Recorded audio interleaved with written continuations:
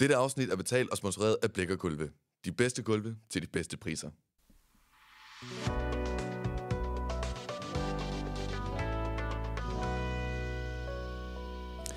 Velkommen til Omkring Randers FC bag græstæppet. Mit navn er Morten Fisker, og jeg har nok engang min medvært Martin Rande med. I dag har vi en mega fed special til jer, hvor vi har en spændende gæst med, nemlig fankoordinator for Randers FC, Sylvester Hansen. Så lyt endelig med. Nå Martin, så er vi her igen. Ja, det er vi, Morten. Og ved du hvad? Jeg har altså glædet mig til det her afsnit her, for det er en mega fed person, vi skal med. Jamen, det er det jo nemlig, som jeg nævner i introen. Det er jo Sylvester Hansen, som er fankoordinator, eller SLO, som man også kan kalde det. Så det er jo helt vildt spændende. Vi skal jo dykke ned i hans arbejde, fanmiljøet i klubben og nogle af de udfordringer, der følger med. Så velkommen til, Sylvester. Mange tak. En fornøjelse, at I har spurgt, om jeg var med. Så jeg har set meget frem til det her. Så det er fedt, I gider bruge så mange kræfter og frivillig energi på at lave sådan en podcast der, som jo går ud til Randers-fansene. Ja, og vi er jo glade for, at du vil være med, selvfølgelig. Og igen, den her podcast er lavet af fans til fans, så det er jo et fantastisk segment. Ja, det vil jeg sige. Men Sylvester, nu skal jeg være ærlig at sige, før i dag, jeg kender dig godt, men jeg ved jo ikke så meget om det, så vi skal lige dykke ned i, hvem Sylvester Hansen er, og det tror jeg, der er mange, der gerne vil vide. Ja, jamen det er jo interessant, men jeg hedder Sylvester, og er oprindeligt fra Frederikshavn, stolt Frederikshavner, og har arbejdet i Randers FC de sidste 3 år. Det første år, der var jeg sælger i klubben, og de sidste 2 år, der har jeg arbejdet rigtig meget med fans og det her... alt det ude omkring selve fodboldkampen. Jeg har ikke særlig meget forstand på fodbold, men det ude omkring, det kan jeg godt lide at have en holdning til. Så det er det, jeg sådan laver. Jeg har en dejlig kæreste på 14 år fra Læsø, og så har jeg 2 dejlige børn, og Hjalmar der, han er ved at være ægte Randers FC-fans, som vi siger. Jamen altså, det er jo spændende, men så når man ikke har så meget med fodbold at gøre, og så alligevel har den rolle, som du har, så det er jo mega fedt. Ja, så jeg kan jo godt lide fodbold og elsker fodbold. Jeg har bare ikke forstand på det som Søren eller Rasmus eller Ravn eller Fatal for den sags skyld. Kender du upside-reglen? Ja, jeg har styr på. Jeg har set de fodboldkampe, jeg skal, kan man sige, men sådan helt fodboldteknisk og sådan noget, det... Ja, jeg troede egentlig, jeg vidste en masse, men når man lige kommer ind i en fodboldklub og ligesom går ned til Søren og spørger ham om nogle spørgsmål, hvorfor gjorde vi ikke sådan, eller hvorfor sælger du ham? Så siger han, kom lige her og se. Så viser han en eller anden statistik eller et eller andet, hvor jeg så siger, okay, jeg troede, jeg havde forstand på det, men det har jeg sådan set ikke. Ja, okay. Der er meget mere bagved. Ja, det tror jeg gerne på. Nå, Sylvester, du har en rigtig vigtig rolle her i Randers. Hvad er det, den indebærer helt præcis, sådan lige overordnet? Du er ikke kun fankoordinator, men det er jo primært det, vi er her for, men du er også noget mere end det.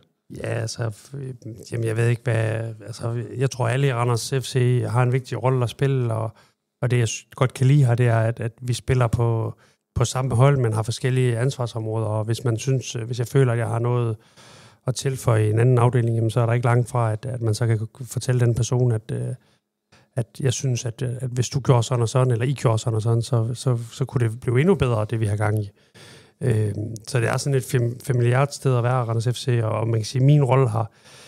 Det er en ydmyg rolle, det er at sørge for, at der sker noget på stadion, for uden de her 90 minutter, vi spiller inde på banen. At vi ligesom tilbyder folk, at altså en af mine store ting, det er det her med, at jeg skal have folk hjemme fra sofaen og herude på Kæfjords Park, for at se fodboldkampe. Og så kunne jeg godt tænke mig, at der var sådan en summen i byen om, at jamen, vi skal ud og se fodbold, fordi at vi skal se, hvad Randers FC har fundet på af sjove ting, og det ikke nødvendigvis er så vigtigt, hvordan drengene gør det inde på banen, men hele det der fællesskab, og det fællesskabsdrivende, det er det, jeg synes, der er mega interessant at kigge ind i. Ja, fællesskabet for byen. Ja, lige præcis. Jamen, altså, Sylvester, du svarer nærmest alle spørgsmål på én gang. Altså, mit næste spørgsmål, det var jo, hvordan er det at være en del af Randers FC som medarbejder? Og det har du jo lidt svaret på, det er en familiær organisation, hvor I hjælper hinanden, hvor der er brug for det, og sammen med de frivillige, de hjælper også, hvor de kan. Altså, I er meget tæt knyttet på det kontor og rundt omkring. Ja, der er ingen tvivl om, at at være i Randers FC er jo en meget speciel virksomhed at være ansat i. Først og fremmest så har alle folk en holdning til, hvad det er, vi går og laver. Og der er ligesom payout om mandagen, når vi har spillet om søndagen, at så... og det er også, hvad skal man sige, uanset hvor dygtig jeg og de folk, jeg har omkring mig, ikke gør det, jamen hvis vi har tabt om søndagen på hjemmebane, så det vi ligesom har lavet af aktiviteter omkring kampen, jamen hvis ikke at vi har vundet, så arbejder vi hårdt igen mandag, fordi så skal vi have noget. Så på den måde, men Randers FC som virksomhed, jamen det er jo en flad organisation, der, som jeg sagde, du kan gå ind til Søren, eller du kan gå ind til Henrik, alle på kontoret snakker på kryds og tværs med hinanden, og der er den der, vi går gerne de ekstra meter for hinanden, og det ser man på sådan en kamp som mod AGF, som er en af de største kampe i nyere tid, jamen der er bare sådan en respekt for, at vi spørger lige hinanden, inden man går hjem, og på dagen er der noget, vi lige kan hjælpe dig med, fordi vi har et fælles mål, og det er, at vi skal lykkes med at have en fed kampafvikling, sådan så at de lidt under 10.000, der var her, de får en fest, og ligesom der er noget at komme igen for. Altså selve kampen og eventet, det bliver stort for den, der er på stadion. Ja, men det kan også være, at når vi har fastelavnsfest her for børnene, eller vi mødes i Randersugen til... der har også været de der med oppe i bioen, for eksempel. Ja, præcis. Så er vi gode til ligesom at rykke sammen i bussen og få tingene til at ske, og få tingene til at blive afviklet på en måde, som vi kan være bekendt, og som vi også skal gøre. Så, og ja, min største opgave er jo nok at starte drømmen hos de helt unge Randers FC-fans, og få dem til ligesom at få en drøm om at komme ind og spille i Randers FC, eller der er også en masse andre opgaver. Det er ikke kun fodboldspillere, der er ansat i Randers FC. Der er også sådan en som mig selv, som ikke har nogen fodboldmæssig teknisk kunde. Nu nævner du så lige GF-kampen her. Kan du ikke lige fortælle, hvad forberedelserne op til den her kamp var? Fordi det var jo noget af et show, I fik lavet. Ja, noget af showet var jo noget, vi havde lavet, og resten, det er jo noget, som vi ikke ynder at tale rigtig meget om, fordi det er på kanten med loven, kan man sige, så det er noget, vi faktisk tager rigtig stor afstand til. Men sådan en kamp, den starter allerede i december, når kampprogrammet ligesom kommer ud, så lægger vi de første skitser på, hvordan kan det her se ud, hvad er det, vi skal, hvem skal vi tage fat i vores netværk, hvad er det for en kampsponsor, der er til den kamp, og hvordan får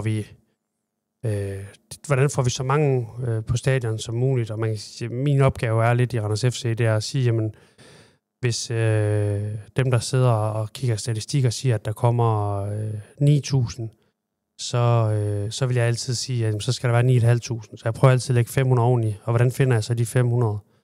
Og i det her tilfælde,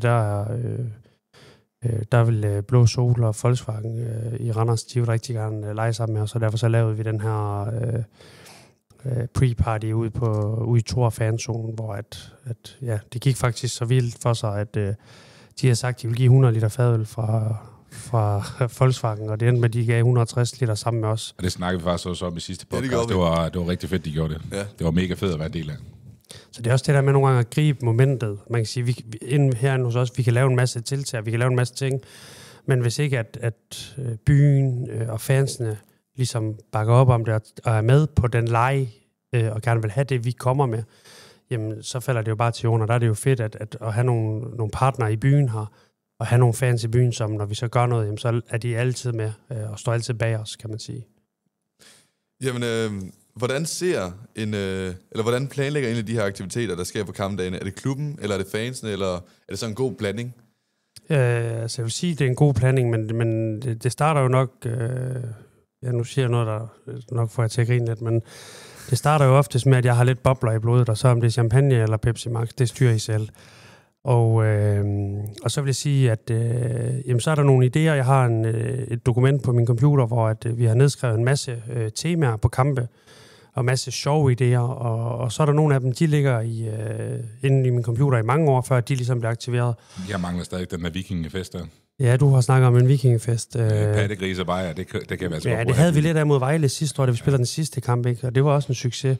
Og så kan man sige, så det vi kigger ind i nu, det er jo, når vi får de her kampe, så kigger vi ved, at vi skal have en klubfællesskabsdag, vi ved, at vi skal have, der var en fredagskamp mod AGF, vi ved, at Brøndby kommer, så prøver vi ligesom at placere kampene ud fra...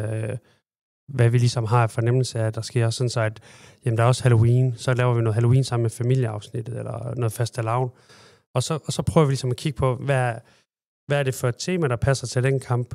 Skal vi have bold, bajer og biksemad, eller skal vi have kvindefællesskabet forbi til en kamp, eller hvad er det, vi skal? Og så kigger vi også sammen med vores, de øvrige medarbejdere, Randers FC, sælgerne. Jamen, så siger jeg, okay, jamen, jeg kunne godt tænke mig at bruge en skybox til det her arrangement.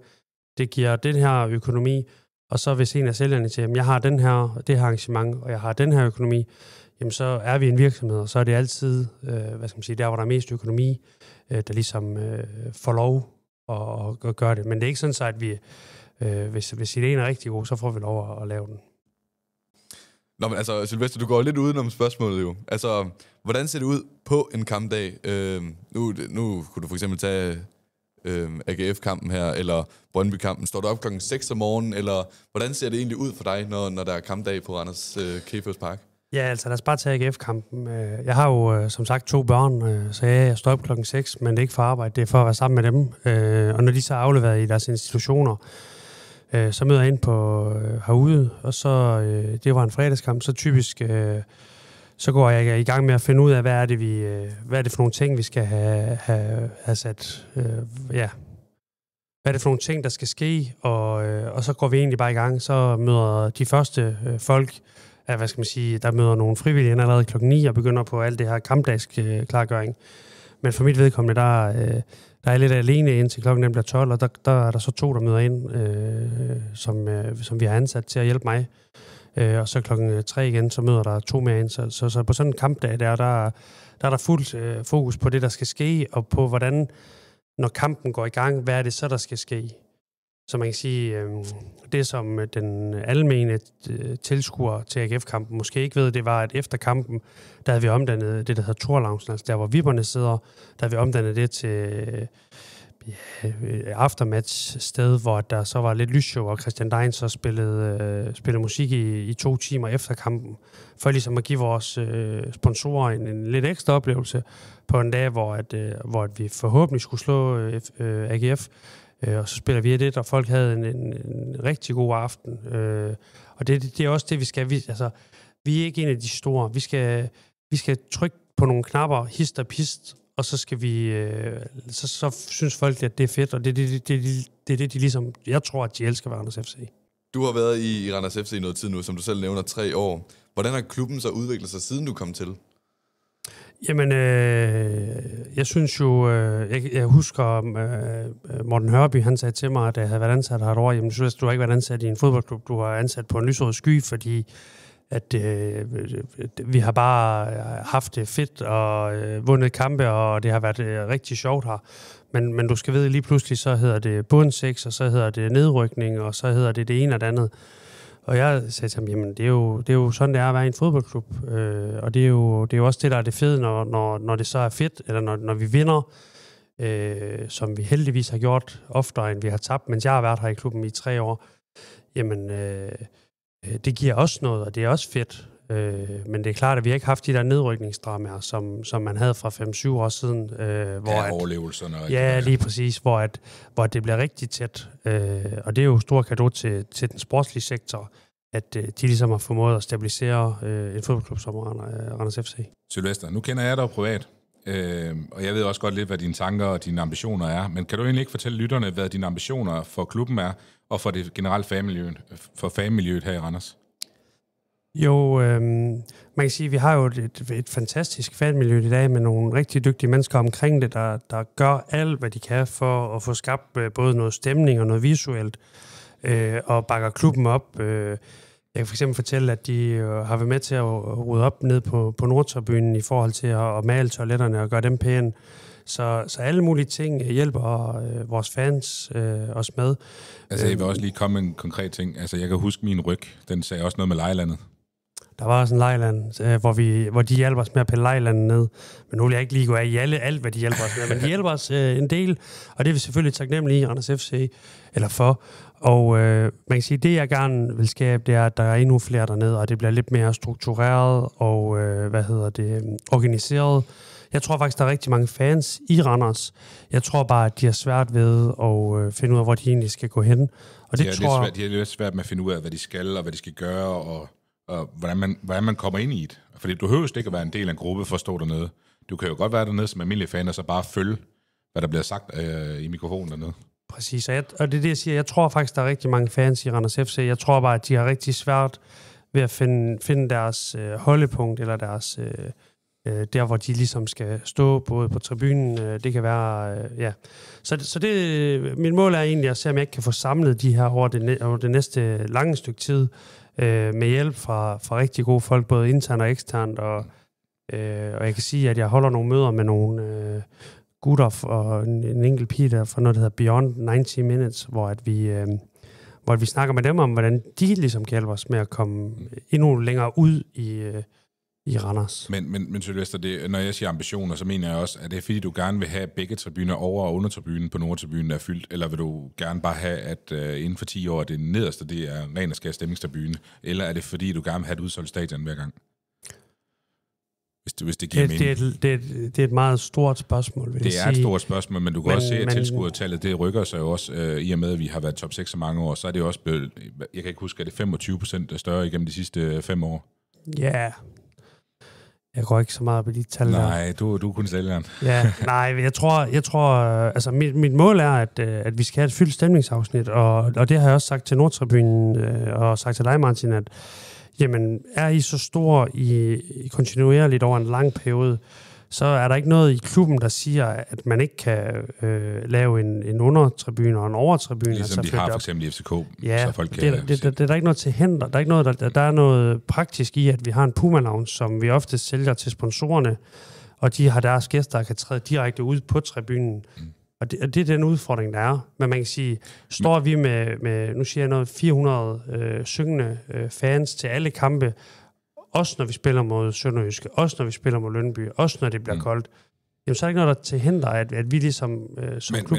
Men det, som jeg... Nu afbryder jeg lige, Sylvester, undskyld, men igen, ambitionen, den er jo, vi vil gerne have et højere tilskuer gennemsnit, og vi vil også gerne have flere syngende fans, og et lidt mere trygt miljø. Ja, vi vil gerne... Jeg ved ikke, om vi vil have lidt mere trygt niveau, fordi det synes jeg, vi har. Ja, altså, det er ikke farligt at se fodbold i Randers, og er der nogen, der sidder derude og lytter mere og tænker, det synes jeg, det er, jamen så vil jeg rigtig gerne drikke en kop kaffe mere, fordi så det er en åben invitation, vil jeg sige.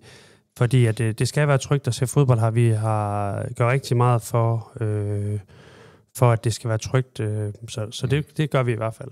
Men altså, så et mere fyldt stadion, og så lidt større, stemningstribune, det er det, du har en 10-årig periode på. Ja, det synes jeg, det er i hvert fald det, vi drømmer om, og det vi ligesom arbejder hårdt hen imod, det er, at i hvert fald jeg synes, vi er rigtig godt på vej med det her med at få flere tilskuere på Kæfjords Park herude.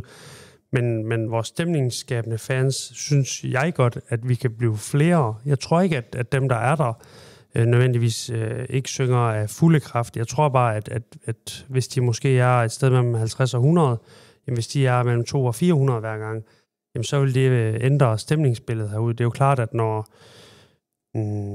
Silkeborg kommer forbi, og de kommer med 500 syngende fans, jamen, og vi så har 100 den dag, jamen så er det jo klart, at vi vil dominere os af Silkeborg. Og det tilsvarende, når vi så er i Viborg, som vi var lige før jul, jamen det var også bedre stemning fra Randers FC's fans. Altså vi totalt dominerede jo Viborg Stadion den dag. Men det er jo, der kommer vi også med 800 personer.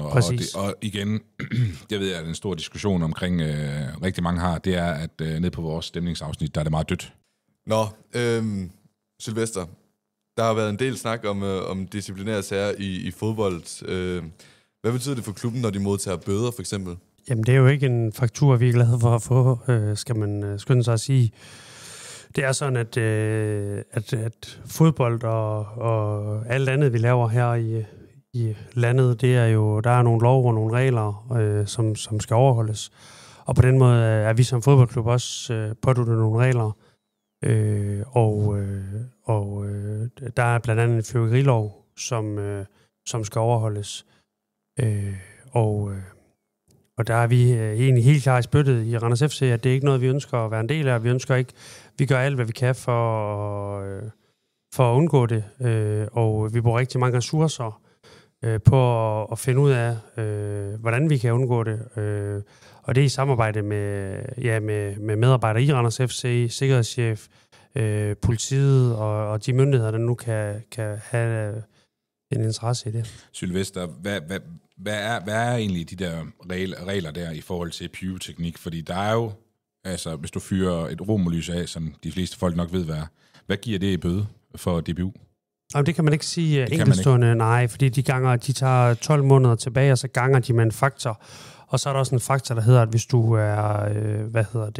hvis du smider det ind på banen, er du til scene for kampen, altså i forhold til tv, bliver der så meget røg, at kampen den lige skal afblæses i 2 minutter, eller udsættes i 2 minutter, så er bøden større. Er det koordineret? Skriver du noget med dit romerlys, eller så er der også større bøde. Og det er derfor, at FCK og Brøndby får større bøder, når de gør det. Der er ikke sådan en pris på, at et romerlys koster 5.000. Det er der ikke. Og så, nu snakker vi selv lige Brøndby. Brøndby, de fik jo hele maskottribunen jo, og de skabte en fed stemning på Kefas Park. Men når nogen udebanefans laver ballade her på stadion her. Nu kan jeg jo for eksempel tage eksemplet, der var der en Brøndby-fan, der smadrede et sæde og kastede det ind på banen. Har det konsekvenser for os eller for dem, når de laver ballade på vores hjemmebane? Ja, så det er selvfølgelig konsekvenser for Randers FC, at der er et sæde, der går i stykker. Men den økonomiske bed, der kommer af det, sender vi videre til Brøndby. Og så har man noget, og nu kan jeg ikke huske årstallet, men der er det, der hedder objektivt udbaneansvar. Så det vil sige, at når Brøndby skyder romerlys af, så har de, eller når Brøndby kommer så massivt, som de gør, eller alle andre klubber kommer, så har vi vagter, der står til rådighed, som vi citerer og siger til folk, at de godt må komme ind. Der er også vagter for udbanes fans, altså away, og så og det er egentlig deres ansvar, kan man sige. Så når der bliver skudt romerlys af, og det er Brøndby, der skyder af ned i den ende, jamen så er det dem, så er det Brøndby, der får bøden. Og sådan er det faktisk hele vejen op i Europa. Sylvester, jeg er nødt til at lige spørge dig, så det du siger er, at når udbanefansene kommer, og de antænder for eksempel pyroteknik, eller laver noget skade på stadion, så er det Randers FC, der giver bøden. Nej, det er forkert. Nej, det er ikke bøde, det er ikke Randers FC, der giver bøden. Det er DBU, der giver bøden til Brøndby for eksempel. Ja, det er divisionsforeningen. Og så får I de penge tilbage af divisionsforeningen? Nej, altså Pyro, der er det divisionsforeningen, der gør det. Og så får DBU dem selv? Så får divisionsforeningen den. Ja. Divisionsforeningen er ikke DBU. Nej, undskyld. Divisionsforeningen beholder pengene selv for bøden? Ja. Okay. Hvad så, hvis Brøndby laver de der skader der på sædet? Ja, så sender vi bare en faktur til Brøndby. Okay, og så betaler de dem? Ja. Okay. Super. Ja, der er sådan en... Det er sådan, det er. Du kan ikke... Ja. En gensidigt. Ligesom vi havde et toilet på et tidspunkt, der blev smadret. Ja. Det blev også... Yes. Sylvester, vi er jo Danmarks 6. største by, så vidt som jeg ved. Men alligevel så er Randers en af de laveste tilskuertal i Superligaen. Og hvordan kan det så være? Du har jo været lidt inde på det, men er der tilfældigvis andre grunde til det? Nej, altså jeg synes jo, at det er jo en måde at anskue det på.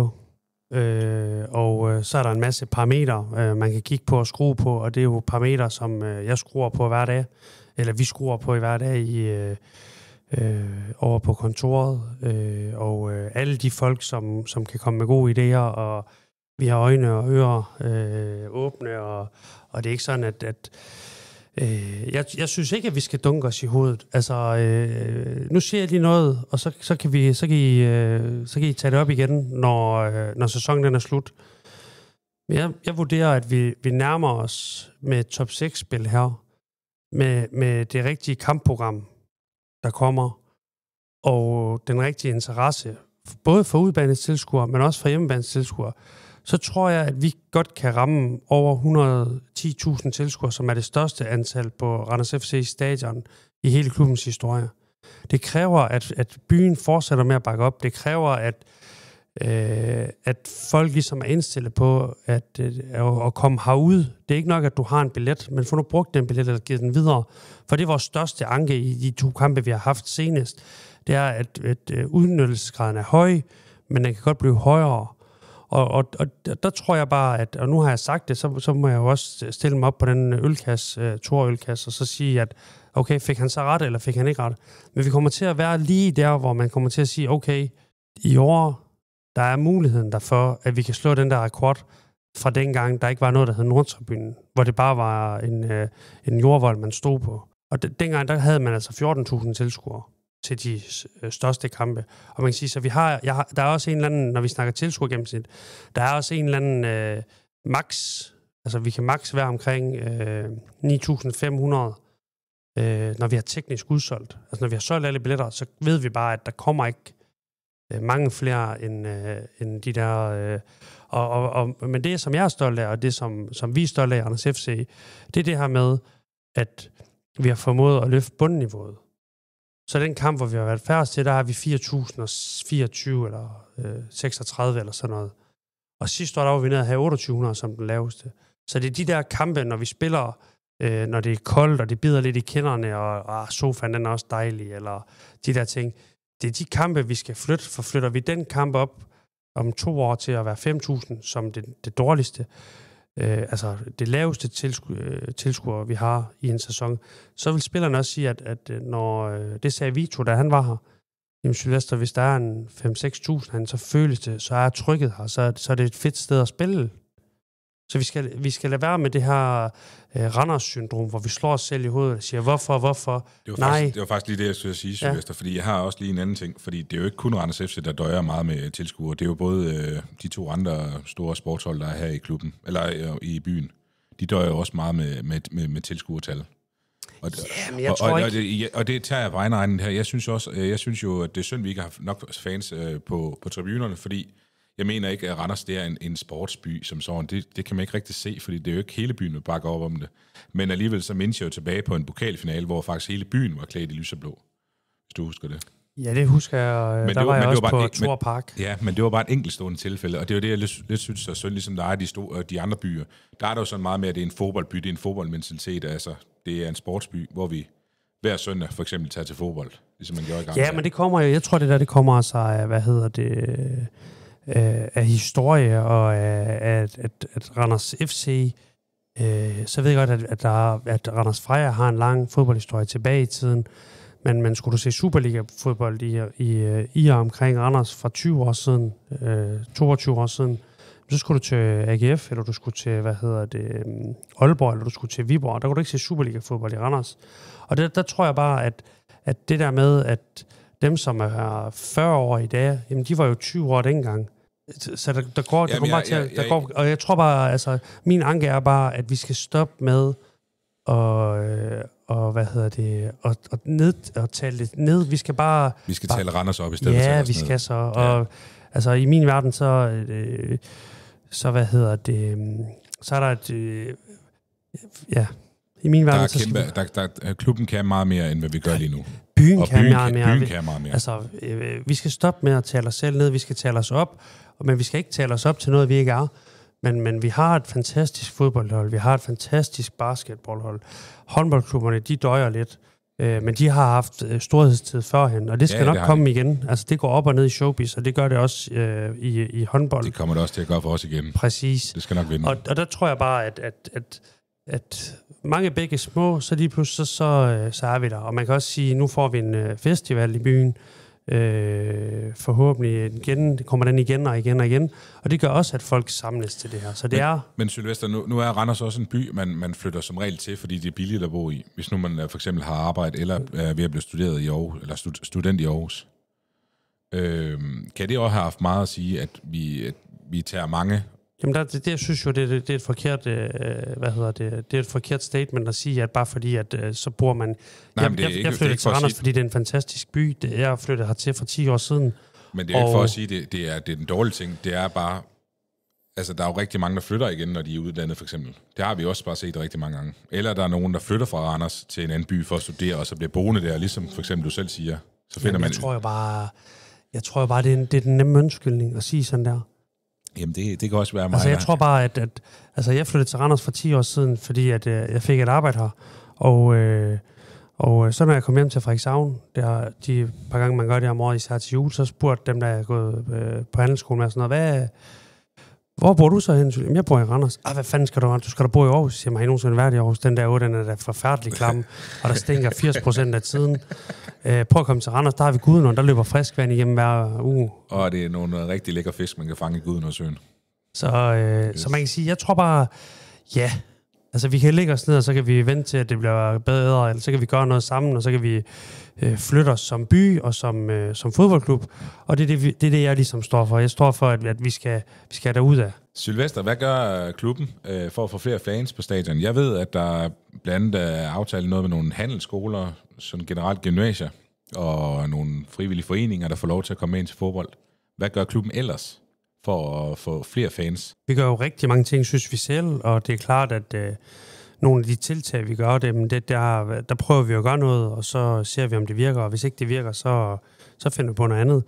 Det kunne for eksempel være at invitere 200 børn i biografen, og i vinterferien eller i efterårsferien, og ligesom starte, drømmen der for dem. Det kan også være, at vi har en teori om, at det her med de her ungdomsuddannelser, hvis de kommer til fodbold, vi har en teori om, at de bruger alle deres penge i Storgade, så kan de ikke komme til fodbold om søndagen. Og når de så ligger derhjemme på sofaen og hunder dem selv om søndagen, så kan de så få en billet af deres festudvalg. Så kan de komme ud og se noget fodbold. Og så der tracker vi rigtig meget. Vi har rigtig meget dialog med festudvalgene på Statsskolen, på VIA, på HTX, HHX. Og der tracker vi så, hvor mange kommer der, og hvordan gør de. Og så er det klart, at når vi har de her kampe mod AGF for eksempel, så trækker vi lidt igen og sørger for, at selvfølgelig de har nogle billetter, men de får nok ikke det antal billetter, som de for eksempel har fået, da vi spiller mod Sønderjyske. Og jeg kan fortælle, at kampen mod FC Midtjylland kommer vi formentlig til at bruge til ligesom at lave en fest for de studerende, hvor vi så prøver at lave sådan lidt en battle imellem de studerende om, hvilken uddannelsesretning kan der egentlig trække flest til en fest, og så kan de så vinde nogle fede præmier, og det ja. Sylvester, er den her måde, man gør tingene på i forhold til med at tiltrække flere fans, er det også en måde, hvor man sådan, du ved, man giver lige et barn noget slik, for at det så kommer tilbage for at spørge efter mere slik? Altså narkoprincippet? Ja, narkoprincippet. Ja, nej, det tror jeg lidt på, at vi gør med de her billetter, men jeg tror også, at vi skaber noget fællesskab. Der er en historie om en pige, der går på handelsskolen, som aldrig har set en fodboldkamp før. Så kommer hun herned og ser en enkelt fodboldkamp. Hun kan faktisk ikke fremlægge hendes matematikopgave dagen efter, fordi hun er så hæs, fordi hun faktisk er kommet til at synge lidt med på nogle af de sange, der bliver sunget nede på stadion. Okay. Og det er jo ligesom... Så det, jeg prøver at skabe, eller det, vi prøver at skabe, det er et fællesskab. Og et fællesskab for mig er mange ting. Der er for eksempel et fællesskab omkring Nordtribunen, men der er også et fællesskab omkring de studerende. Der er også et fællesskab med kvinderne, som vi har været med til at give noget hjertemassage. Så der er mange ting, vi prøver at sætte i søen, og så er det, at det skal drive sig selv på et eller andet tidspunkt. Vi skal trække os ud af det, for at vi ikke drukner i det. Har man overhovedet en tracker på, at hvor mange der egentlig kommer tilbage? Altså dem I giver billetter til, hvor mange af dem bliver så fast, brugere af tribunerne? Jamen, det har vi ikke noget track record på, for vi ved jo ikke, hvem der reelt ender med at få billetten. Så det er unummererede billetter? Ja, det er unummererede billetter, og det er billetter, hvor vi så tracker. Lad os så sige, at HTX de får 50 billetter. Ja, og så er det 70% af dem, der bliver brugt. Ja, og så siger vi til dem, og så har vi nogle konkurrencer med dem, og siger, okay, jamen hvis I flytter jer det og det, så kan I komme herned og få en øl en dag, eller så giver vi en spillertrøje til jeres afslutning. Eller så er der altså nogle ting, vi prøver ligesom at sige til dem. Ja, og det er ligesom vores idé med det. Og så kan man sige, jamen det der er det gode ved det, det er jo, at hver år så kommer der jo en ny generation. Altså 3. G'erne går ud, 1. G'erne kommer op. Og vores tanke er lidt, at hvis 3. G'erne er der, så kommer 2. G'erne, og så kommer 1. G'erne, så kommer 10. klasserne. Sylvester, hvor langt går man egentlig ned for at prøve at få fans med? Altså går man helt ned til, de der små hold, altså U7-spillere på de forskellige skoler, eller fodboldklubber? Ja, jeg kan godt røbe her, og jeg tror, vi har sagt det før, men vi kommer jo til her i sommeren, og det kan I måske huske, I to, at der var noget, der hed Randers FC Kids. Yes. Og det var jo en bragende succes, indtil det ikke var en bragende succes mere. Og der har vi de seneste par år prøvet at få det i nogle rammer, og til sommer, så lancerer vi det, der hedder Randers FC Junior, som bliver et juniorfællesskab. Det skal du lige gemme med, for jeg har lige nogle spørgsmål til det der. Nå, okay.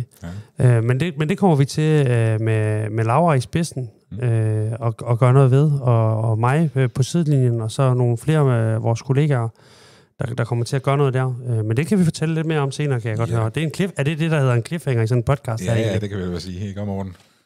Ja, det tør siges i hvert fald. Men vi har fået en masse spørgsmål, som du skal svare på senere. Selvfølgelig.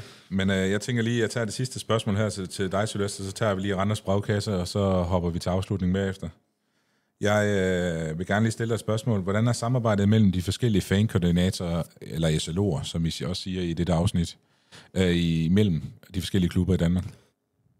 Jamen, der er kun positive ting at sige. Mathias, han, den tidligere SLO, skulle spille noget musik i Sverige og være skolelærer over i Sverige. Så, og i og med, at jeg havde haft en del kontakt med vores stemningsskabende fans, så var det ligesom naturligt, at vi valgte, eller Jesper og ledelsen valgte, at de ville pege på mig i forhold til at prøve at gøre noget mere her. I forhold til altså SLO'erne imellem, så har vi lige været samlet i Brøndby i januar måned, og det kan godt være, at vi er konkurrenter, men vi er også kollegaer, så det vil sige, de problemer, som Camilla har i Silkeborg, dem har jeg altså også i Randers. De udfordringer, man har i Aalborg, dem har jeg også i Randers. Og de udfordringer, der er i Viborg, det er også nogenlunde de samme. Det er forskellige skalaer af problemer, ja. Ja, det er forskellige. Altså, det er de samme dynamikker, der ligesom er i spil i forhold til at aktivere vores fans, og hvordan håndterer klubberne de her ultras, og hvordan får man dem til ligesom at være en del af klubben, men uden at være en stor del af miljøet, kan man sige. Ja, fedt. Og det samme med Brøndbys og FCK's har jeg også talt med. FC Midtjyllands, det er ligesom dem, jeg har talt med. Og det er klart, at når de kommer her på stadion, så får de jo en mail af mig, hvor jeg skriver, hvordan de kan komme til stadion, og kommer de 10 busser, eller kommer de 2 busser, det vil jeg gerne vide, fordi så kan jeg godt hjælpe dem med at finde en parkeringsplads til dem. Sylvester, her til sidst, der har jeg lige et ekstra spørgsmål til dig, som jeg fik at vide af nogle fans, som jeg lige kunne stille dig det spørgsmål. Ja da. Sylvester, normalt, når man er SLO/fan-koordinator, så er man jo ikke en klubmand, altså ansat. Jo, man er ansat af klubben, men man er ikke en, der sidder på kontoret til daglig. Mange mennesker har det jo sådan, at man vil gerne have en fans, der står nede på tribunen, som er koordinator, for eksempel. Hvad tænker du der? Altså, nu er du klubmand, men du er også SLO. Jeg synes faktisk, det er et rigtig godt spørgsmål. Jeg ved, at der er flere klubber, som har det har det samme setup, som vi har i Randers FC. Det kan blandt andet være i OB, Silkeborg eller Viborg. At jeg er ansat i klubben og sidder over på kontoret, tror jeg bare er en fordel for fanmiljøet. Og jeg vil sige, at nu siger du klubbens mand og fans, men jeg tror, at jeg er alles mand. Og jeg vil sige, at er der nogle fans, der har noget på hjertet, jamen så skal de være mere end velkommen til at skrive til mig på slo@randersfc.dk. For jeg bruger rigtig meget tid på at få flere fans og ligesom tage deres perspektiv på det. Så det er ikke sådan så, at jeg bare sidder en total nej-hat, og jeg er et bindeled imellem fansene og ledelsen og bestyrelsen. Og det er også sådan, at jeg tror og håber, at vores både stemningsskabende fans, men også at Nordtribunen ser mig, at de godt ved, at de kan sige nogle ting som mig, som ikke nødvendigvis kommer på ledelsesgangen eller op i bestyrelsesboksen. Og tilsvarende så er jeg sikker på, at bestyrelsen og ledelsen ser mig som en, der godt kan få nogle ting at vide, uden at jeg går ned og...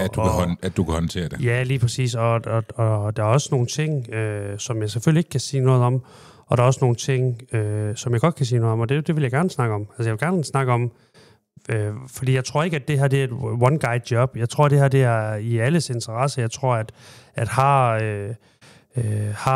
fan 1, 2, 3, 1000, har de en holdning til, eller en kommentar, eller hvordan kan de hjælpe mig og klubben på vej, jamen så er jeg ikke en eller anden, der har svaret på alt. Men jeg vil gerne hjælpe, og jeg vil gerne lytte til, hvad folk har at sige. Okay, så det vi lige fik konstateret, det er, at hvis der er nogen, der har nogle spørgsmål til Sylvester, eller har nogle ændringer i forhold til på kampdagene, eller generelt, så kan de kontakte dig, og så vil du gerne tage en dialog med dem. Jeg vil altid tage dialog. Så vil du tage en dialog som Sylvester. Du vil ikke tage en rolle på, det hedder Sylvester klubmand. Du vil tage den som bare jeg ser mig ikke som klubmand. Jeg er med på, at der er nogen, der har lidt i en sten i skoen hos mig. Men jeg har ikke noget med nogen, og man kan sige, når jeg gør noget, jamen, men så er det ikke Sylvester, der nødvendigvis gør det. Så er det SLO'en. Ja, og så er det by order af en eller anden, som har bedt mig om at gøre noget, og så er det klart, at jeg skal også værne om den tiltro og tillid, jeg har især de stemningsskabende, tror jeg har. Du har i hvert fald meget min opbakning og Nordtribunens, fordi vi har jo faktisk nærmest en ugenlig og daglig, Præcis. Ja, samtaler. Så vi planlægger meget, vi aftaler meget i forhold til, hvad der skal ske på kampdage og ude i fremtiden. Og det er klart, på kampdag, der går bølgerne jo højt, og så er det jo sådan, at vi jo ofte snakker sammen, enten når kampen er slut, eller dagen et par dage efter, og så får vi jo snakket om, hvad er op og ned, og hvad gør vi herfra, fordi at vi er også interesserede i, at der er fans næste gang, vi spiller. Jeg tænker, at vi hopper videre til brevkassen. Det er Randers brevkasse. Nå, men jeg har jo modtaget nogle spørgsmål inde på omkring Randers FC's Facebook-gruppe og på vores mail omkring randersfc@gmail.com. Og det er jo Randers brevkasse, men jeg synes lige, at du kan være med til den her, Sylvester. Og du var næsten inde på spørgsmålet lige før. Jeg vil gerne vide mere om Randers FC Junior, om hvornår det kommer til at være, og så videre, og så videre. Så kan I fortælle lidt mere om det? Det er nok mere dig, Sylvester. Ja. Altså, jeg kender ikke noget til det, så jeg tænker, at det er Sylvester, der er nødt til at svare på det. Ja da. Jeg synes, det er fedt med sådan en brevkasse her, og endelig give den gas. Jeg synes godt, at der kunne komme nogle flere spørgsmål. Nu tager vi lige et spørgsmål her, men jo flere spørgsmål, jo federe, jo også for lytterne, at få et indsigt i, hvad der foregår rundt omkring. Randers FC Junior er en juniorklub, som vi kommer til at lave, hvor vi kommer til at lave nogle aktiviteter og prøve at skabe et fællesskab for børn og unge i forhold til at komme lidt tættere på Randers FC. Og vi går i gang lige om lidt. Det vil sige, at vi ligesom har sat en deadline for os selv, der hedder til sommer. Og så kan man sige, men hvornår er der sommer, og hvornår er der... Er der nogen aldersgrænse omkring den der Randers FC Junior? Er det noget med, at man skal være 6+, eller er det helt ned fra spæd af og så til 13? Eller? Det er jo sådan nogle ting, der vi sidder og arbejder med lige nu. Ja. Så hvis jeg siger A nu, så bliver vi jo også nødt til at holde det, kan man sige. Så lige så snart er vi klar med konceptet. Altså konceptet er, hvad skal man sige, vi er bare ved at skyde igennem det og prøve at stressteste i forhold til, hvad skal det, og hvordan skal vi håndtere de her mennesker. Vi kan fortælle, at der var noget, der hedder Randers FC Kids. Der var der omkring 1000 medlemmer, som altså hver gang de fyldte år, så fik de en fødselsdagsgave. Og det er sådan nogle ting, vi kigger ind i og siger, okay, hvordan kan vi håndtere det? Kan vi håndtere det, eller skal vi gøre noget andet? Og det er jo det, der egentlig er vores sådan, hovedmål, det er, at vi gerne vil prøve at skabe et fællesskab for især børn, om at have en relation til Randers FC, og på den måde skabe flere fans. Så har vi et spørgsmål mere her. Hejsa, jeg har sammen med mine børnebørn deltaget i et par fanengagementer, burger, bold og biksemad, banko og bold. Kommer der flere af disse fede tiltag? Det tror jeg sagtens, at man kunne tænke sig, at der kan gøre. Men som jeg sagde tidligere, så er det også en afvejning af, hvad er det for nogle kampe, vi ser ind i, hvad er det for nogle aktiviteter, vi ligesom sætter i støbeskeen, og hvad er det, der kommer til at ske på de kampe. Og det er klart, at de her aktiviteter, du har snakket om her, hvis man kigger, hvornår de er afholdt, så er de alle sammen afholdt sidste år i det, der hedder nedrykningsspillet, eller kvalifikationsspillet, og nu kigger vi ind i top 6, og på den måde kigger vi jo også forhåbentlig ind i fyldte stadion. Jeg vil ikke afvise, at det kommer til at ske, men det er noget, der ligger i den der idéboks, jeg talte om tidligere. Sådan. Jamen, Sylvester, jeg har også lige et spørgsmål til dig for en lytter. Hvad gør I for at få flere medlemmer? Er placeringen af fans på tribunen eller på stadion? Har det aldrig været op til debat? Kigger man på de andre fangrupperinger, hvad de gør tiltag? Og er man i dialog med nogle af dem? Det var mange spørgsmål. Jamen, vi kan bare tage den første, for eksempel. Hvad gør vi for at få flere medlemmer i? Det har vi jo været lidt inde på i forhold til, at I gør i forhold til gymnasierne. Ja, altså man kan sige, du kan ikke være medlem af noget i dag i Randers FC, fordi vi har ikke nogen officiel fanklub, og så har vi en paraply i forhold til Nordtribunen, der ligesom samler den uofficielle del, den uofficielle del af maskineriet, kan man sige. Men man kan også sige, at i og med, at du også selv har brugt en rigtig lang smør på at sige, at vi gør rigtig meget for at få fans ned, vi giver billetter, og vi bygger noget op lige så stille på lang sigt. Men gør man noget andet? Altså, jeg kan huske i gamle dage, der lavede man jo for eksempel en pris, der hed, var det 70 kroner for at komme ned og stå på Nordtribunen på et tidspunkt, hvor det var et lukket afsnit. Ja. Hvad satser man? Jeg tror, han mener det der. Jeg tror meget, han mener det der med de uofficielle, altså nede ved stemningstribunen. Jamen, der er vi jo i dialog med dem om, hvordan at de ligesom kan udvide og blive større. Og det er jo noget, som... noget, som du, Martin, og Nordtribunen arbejder med hele tiden, det er jo, hvordan får vi flere mand med til at stå her og bakke os op?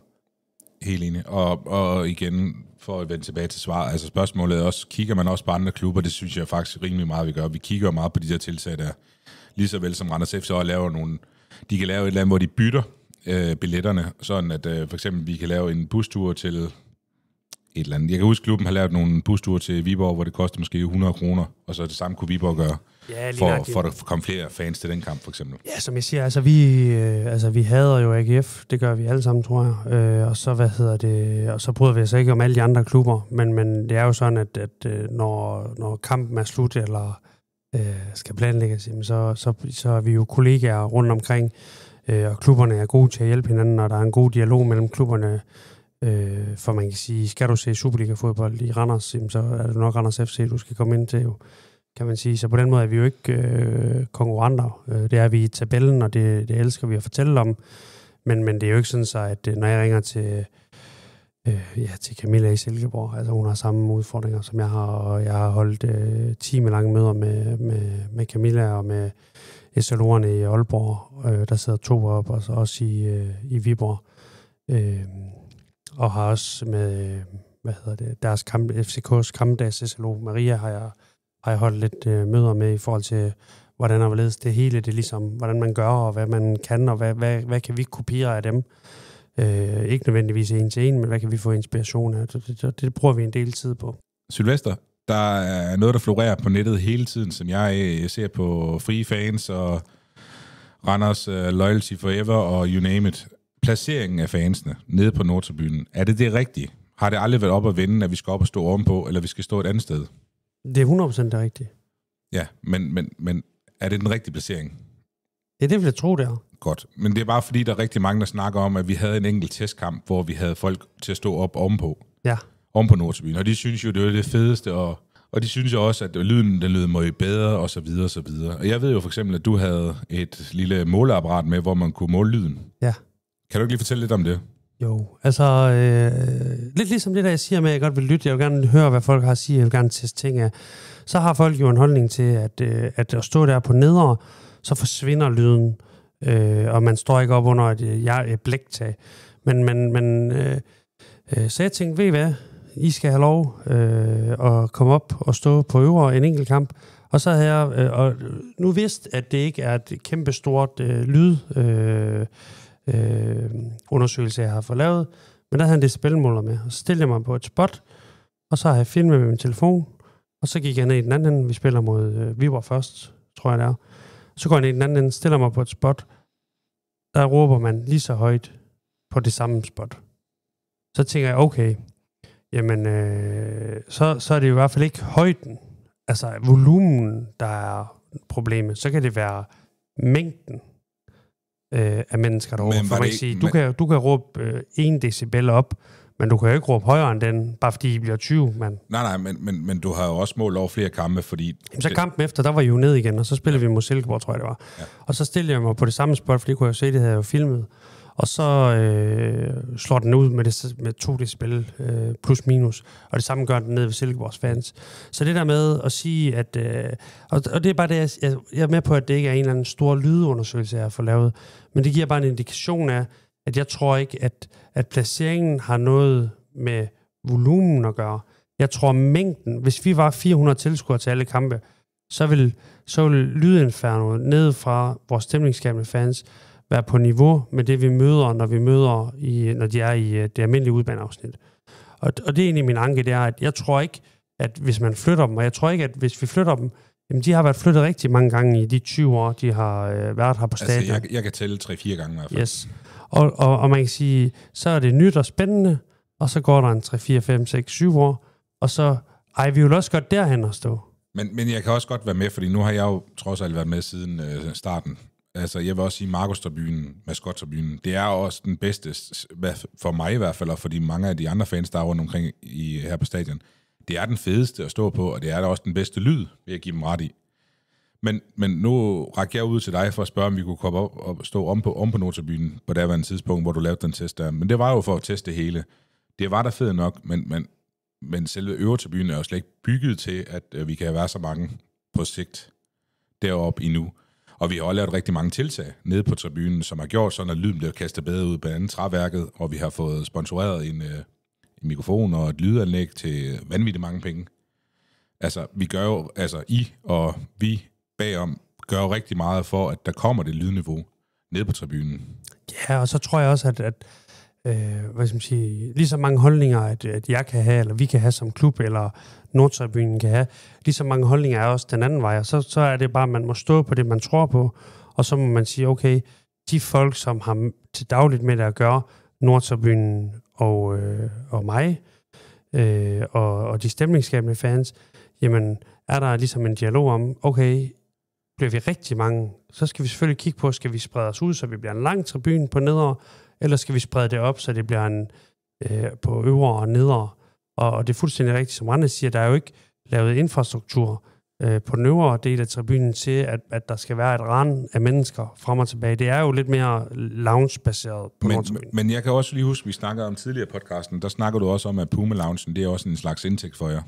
Ja, kæmpe indtægt. Lige præcis. Hvad koster det for eksempel, at man siger, at man skrotter hele Puma-loungen, for eksempel til en kamp? Bare sådan et eksempel. Ja, nu er du inde på nogle forretningsmæssige... Det var bare lige for at sige, hvis nu vi gerne siger, at vi skal stå deroppe fast, hvad mister klubben så indtægt, som skal komme en anden vej? Ja, 250.000 plus moms. Per kamp?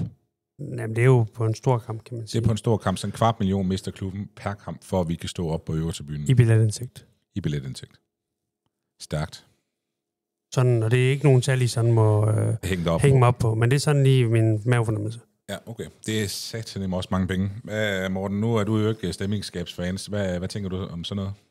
Jo, altså selvfølgelig vil man da gerne have den bedste mulige lyd fra fans af, selvfølgelig. Men hvis man får de der tal at vide, og som du fortæller, den der decibel-måling der, det er jo ikke 250.000 værd at få, hvad var det, 2 decibel mere eller mindre, for at stå et andet sted. Jo, det er da federe at stå et nyt sted, men det giver ikke mening for hverken klubben eller for fans som sådan. Altså, jeg vil også godt lige bryde ind og sige, at jeg synes jo, det er fedt at stå heroppe, fordi man ser både kampen bedre, og jeg synes også, i og med at man er så tæt på bliktaget, så synes jeg også, det giver en bedre ekoklang i forhold til, når man står og råber. Men jeg tror, det er højere for en selv, end det egentlig er ud for fans. Men også der, hvor kameravinklerne og... kameravinklerne, hold nu kæft. Der, hvor at mikrofonerne er på de forskellige tv-stationer, der, hvor de optager... Det er ligesom, at de lyde, de bliver fanget bedre, føler jeg i hvert fald. Jamen, det er lige meget, hvordan lyden er i fjernsynet. Det skal lyde på stadion. Ja, men I ved, hvad jeg mener. Nu snakker man jo rigtig meget omkring det. Ja, men jeg tror altså... Så det handler, altså, når jeg står og bløder nærmest ud af munden, efter at have sunget i 90 minutter, og det sker desværre en gang imellem, men så skal du råbe lidt mindre. Jamen, så vil man skal jo råbe passion. Men altså, det skal være sådan, at man ikke kun kan høre sig selv.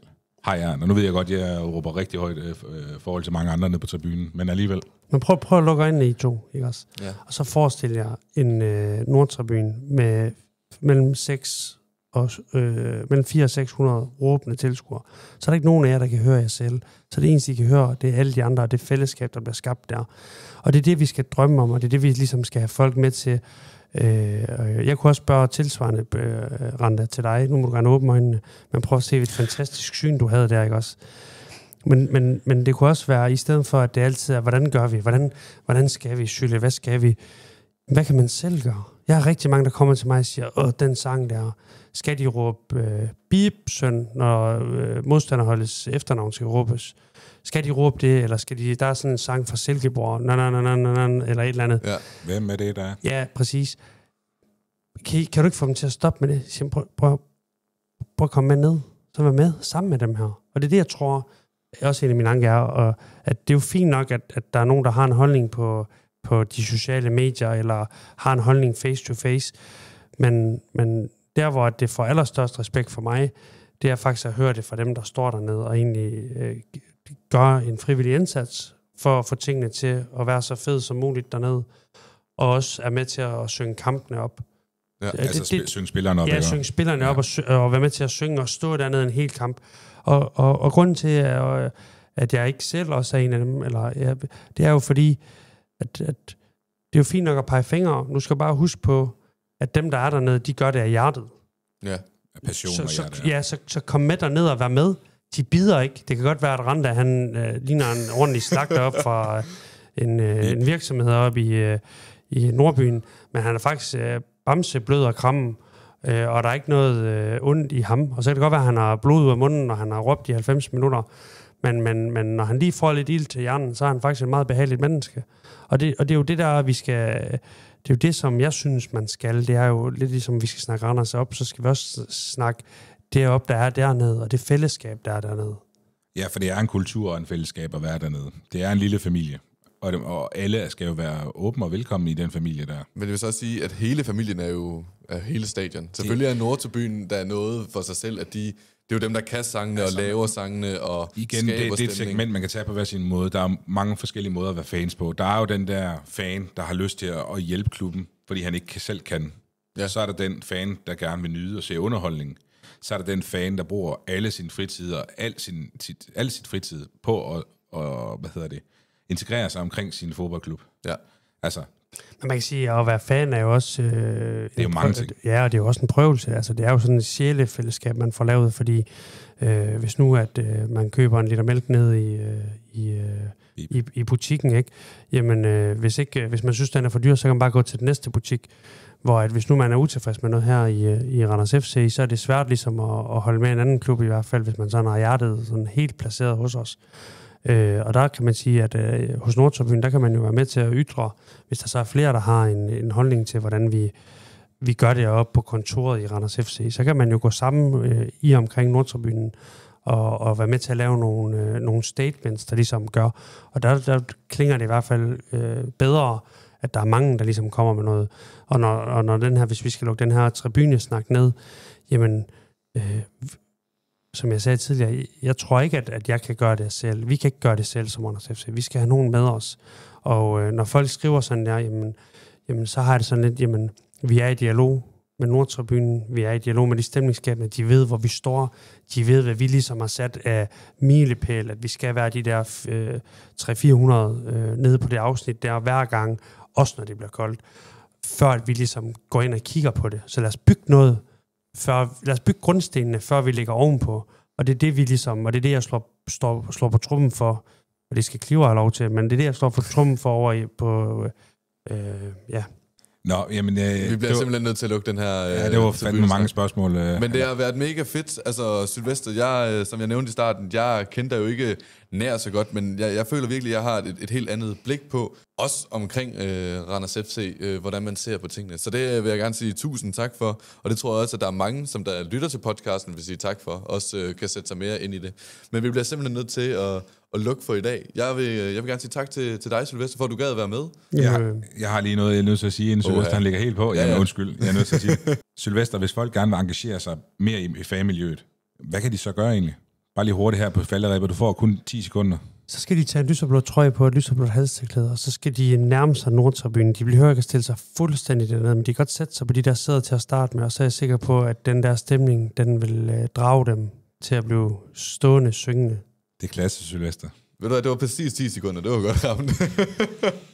Jamen ved du hvad, mit navn er Morten Fisker. Mit navn er Martin Randa. Tak fordi jeg måtte være med. Jamen det var fedt. Vi er så glade for, at du vil være med. Tak fordi du gider være med i Specialen, Sylvester. Vi ses på tribunen. Dette afsnit er betalt og sponsoreret af Blæk & Gulve. De bedste gulve til de bedste priser.